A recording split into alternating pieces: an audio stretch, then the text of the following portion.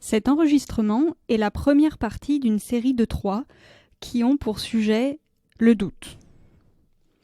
Ici, dans cette première partie, on va essayer de décortiquer comment est-ce que le doute, c'est un filtre qui est tissé de mauvaise compréhension et qui nous empêche de voir la réalité telle qu'elle est. Alors, il faut commencer par faire la différence avec le doute qu'on peut avoir envers le matériel. Par exemple, si je veux construire une maison et que c'est la première fois que je vais faire ça, évidemment que je vais avoir du doute. Je ne connais pas les étapes qu'il faut faire, je ne connais pas le matériel qu'il faut utiliser, je pars de zéro. Donc je vais avoir du doute. Mais c'est différent parce que si je suis déjà dans Dhamma, si je pratique déjà, je n'ai pas de doute envers les enseignements et la pratique. Mais j'ai quand même du doute dans le matériel, dans les étapes de construction d'une maison.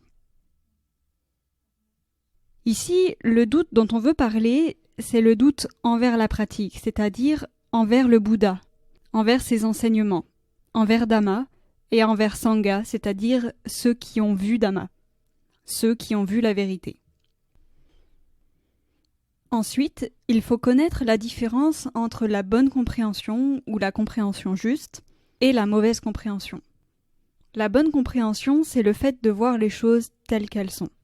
C'est de voir la réalité telle qu'elle est. Tandis que la mauvaise compréhension, c'est d'avoir la vue filtrée par rapport à la réalité. C'est-à-dire qu'on a toujours des jugements qui nous empêchent de voir tel que c'est. C'est comme si on avait des lunettes colorées qui nous empêchaient de voir les vraies couleurs.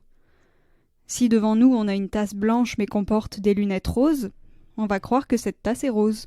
Si on porte des lunettes vertes, on va voir que cette tasse est verte. Notre vue est filtrée par notre ego, par notre self. Un autre exemple, ce serait d'avoir la vue filtrée par notre attachement.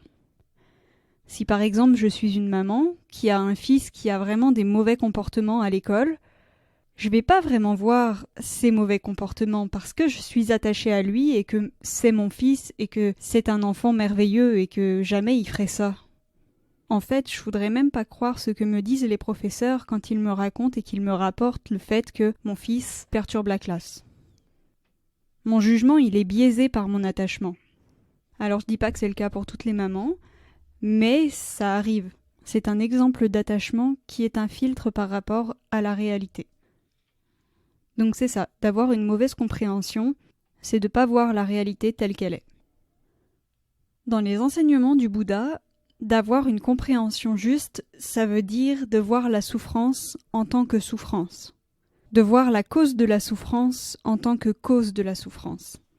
C'est de voir ce qui est juste en tant que juste et ce qui est mauvais en tant que mauvais. La vérité qu'on doit voir par rapport à la souffrance, quand on pratique, c'est regroupé dans Anicca, Dukkha et Anatta. C'est de comprendre que le corps et l'esprit sont changeants et sont impermanents, et donc qu'ils sont source de souffrance. Et alors, ce qui change, et qui n'est pas sous notre contrôle, ce n'est donc pas moi, ce n'est pas à moi, et ce n'est pas moi-même. Mais nous, on voit quand même ça avec la mauvaise compréhension, parce qu'on croit qu'on est le corps et l'esprit, on croit que c'est nous, et on croit que c'est à nous. Et c'est à cet endroit-là, avec cette mauvaise compréhension, que le doute arrive. Le doute, c'est d'avoir un conflit entre le fait de voir tel que c'est et le fait d'avoir une mauvaise compréhension et d'avoir la réalité qui est filtrée par notre propre ego. Un exemple de mauvaise compréhension, c'est le fait de ne pas vraiment croire qu'on va mourir, ou du moins que c'est pour plus tard.